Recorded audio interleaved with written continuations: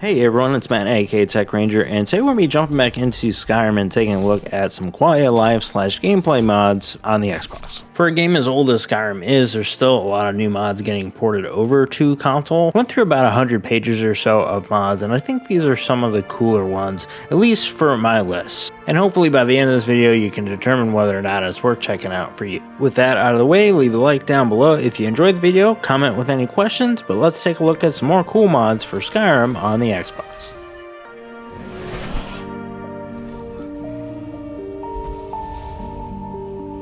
Wanted to start this video off with a mod that I think is pretty cool in terms of like a gameplay thing, but also has some different versions if you don't love all of it. And this is what it looks like.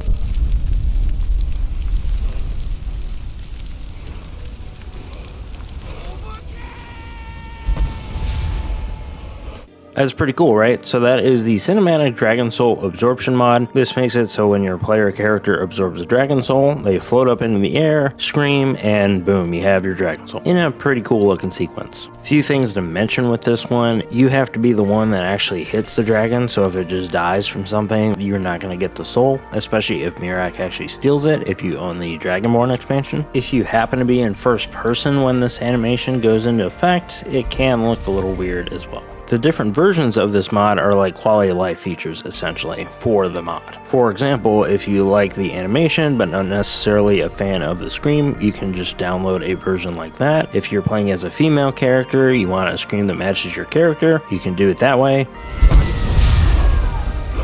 If you still want something different to happen but you're not a fan of the levitating or the scream, you can download a version of this that adds an animation from the vanilla game, which is the destruction spell animation. Switches up these encounters so that it makes it a little bit more, well, cinematic.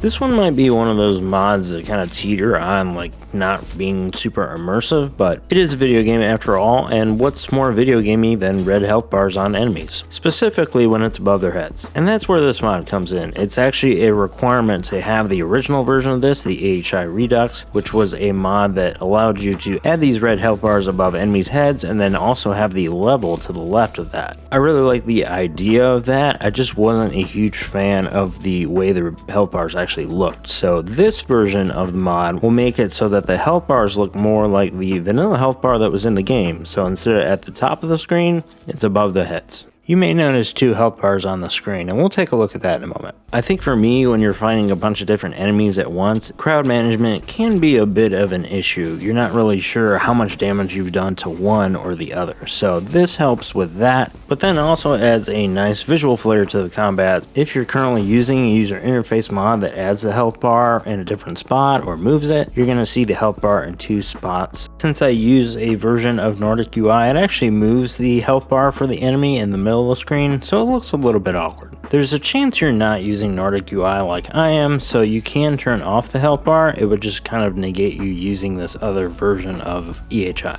I did find out that if you turn the HUD opacity all the way to 0, this health bar from the mod actually still shows up. Middle ground to that, so that you can still see your objective markers and things, would be just to make the HUD opacity low so you can see those things. It doesn't appear that the health bar from this mod is affected by that opacity. So that's one caveat. A bit of a funny one is that the health bar seems like it's actually attached to the head, so if you take someone's head off, the health bar is going to follow the head. But for something like a Reekling that's a smaller enemy, the health bar might be like in them. And that goes for any NPC low to the ground like a wolf. If there's any elements about this like health bars or damage numbers that you don't want to see, then you can turn that off using the EHI Redux book that's added to your inventory. And while it's not the most immersive mod around, I think the utility of it with this particular version works really well. There's also a version with hearts if you're so inclined. On the topic of useful visuals, we do have the distinct soul gems, which is pretty simple in nature. It just basically highlights soul gems that are actually filled when you're out and about in the world. I think for me, one of the things I encounter when I'm out in dungeons and things is a lot of soul gems that are empty, and when you pick them up, they add some weight to your character, and when you're kind of late game, you generally have a lot of things on you all at once.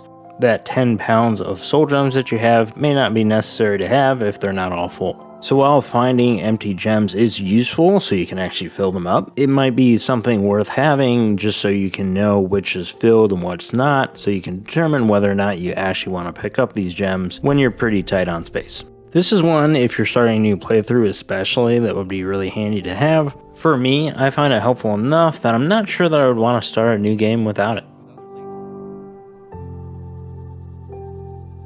Morthal is probably one of my favorite cities in Skyrim. I always love the look of the place and where it's located. There's not a lot there in terms of vendors. There's no like general store or blacksmith. Dawnstar has similar issues. There's not a ton going on. But that's where this mod comes in, the aptly named the Morthal Merchant. There's a funny little backstory in the mod description, but when you install it, there's a merchant that's going to set up shop more towards the entrance of Morthal. Which is good because whenever you fast travel to Morthal, this is generally where you fast travel to at this point, so you don't have far to go to sell your goods after that last adventure.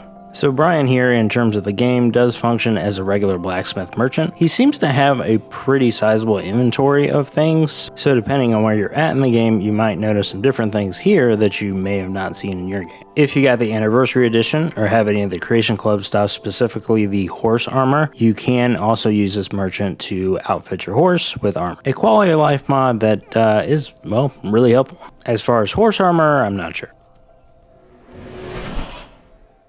And that is going to do it for this video. Thank you so much for watching. Like I said at the top of the video, it's cool that after all these years that there's still new mods being ported and created for console. And my favorite ones have always been the smaller ones that make the big changes, or it just makes a big enough impact when you actually go back and play the game after a long time to start a new game. That's what matters. Thank you so much for watching, and I will see you all in the next video. Bye.